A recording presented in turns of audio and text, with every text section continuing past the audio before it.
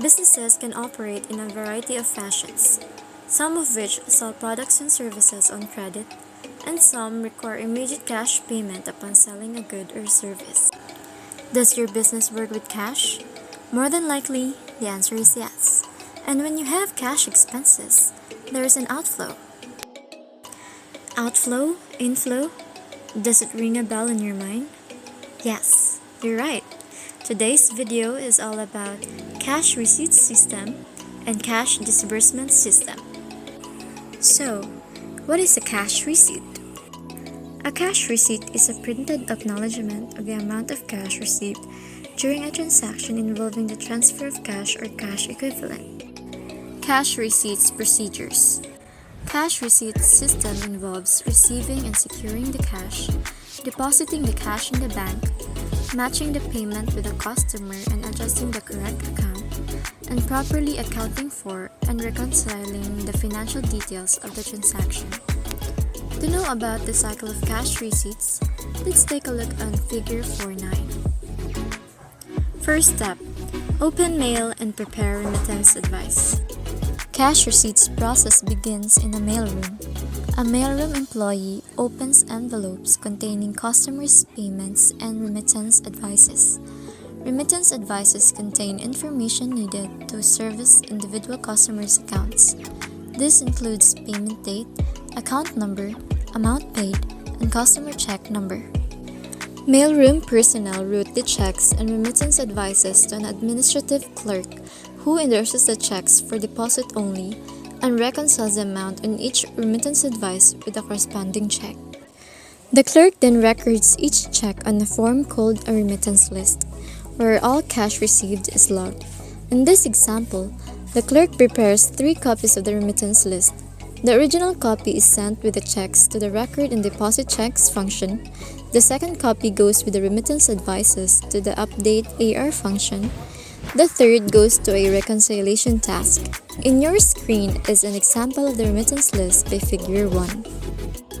After we opened the mail and prepared the remittance advice, let's now proceed to the next step. Number 2. Record and deposit checks. A cash receipts employee verifies the accuracy and completeness of the checks against the pre-list. Any checks possibly lost or misdirected between the mailroom and this function are thus identified.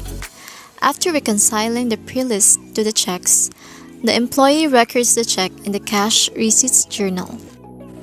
Figure 2 shows an example of a cash receipts journal.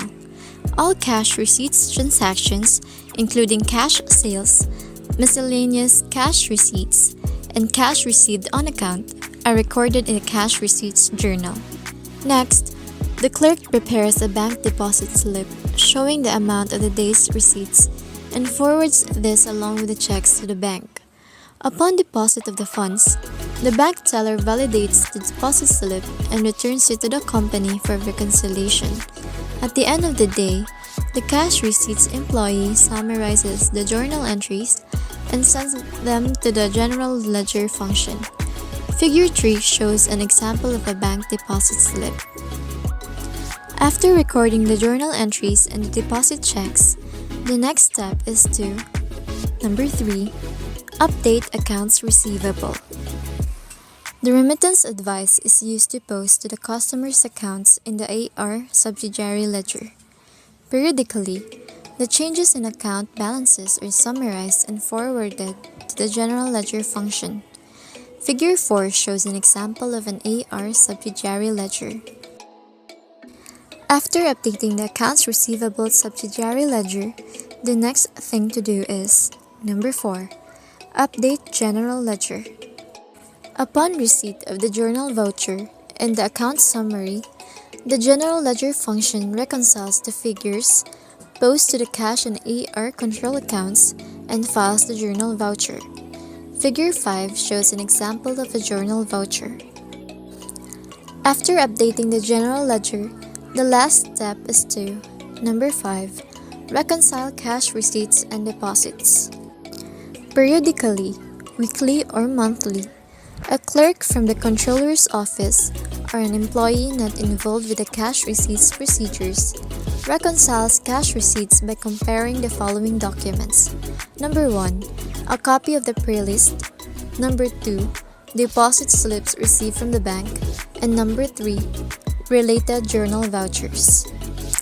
After knowing what is the inflow of a business, which is through the cash receipt system, let's now learn about the outflow of a business, which is the cash disbursement system. But what is the cash disbursement?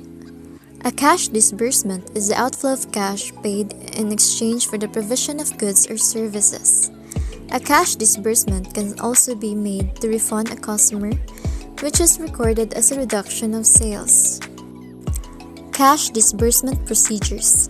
The cash disbursement system processes the payment of obligations created in the purchases system. The principal objective of this system is to ensure that only valid creditors receive payment and that amounts paid are timely and correct. If the system makes payments early, the firm forgoes interest income that it could have earned on the funds. If obligations are paid late, however, the firm will lose purchase discounts or may damage its credit standing. Figure 510 presents a DFD or a data flow diagram conceptually depicting the information flows and key tasks of the cash disbursement system. Starting with the first step, identify liabilities due. The cash disbursements process begins in the AP department by identifying items that have come due. Each day, the AP function reviews the open AP file or vouchers payable file for such items and sends payment approval in the form of voucher packet to the cash disbursements department. An example of a payment file is showed in Figure 6. After identifying liabilities that are due, the next step is to, number 2, prepare cash disbursement. The cash disbursements clerk receives the voucher packet and reviews the document for completeness and clerical accuracy. For each disbursement, the clerk prepares a check. Figure 6.1 shows an example of a check and records the check number, dollar amount, voucher number, and other pertinent data in the check register, which is also called the cash disbursements journal. Figure 7 shows an example of a cash disbursements journal. Depending on the organization's materiality threshold, the check may require additional approval by the cash disbursements department manager or treasurer.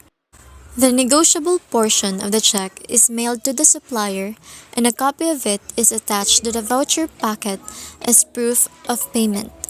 The clerk marks the documents in the voucher packets paid and returns them to the AP clerk.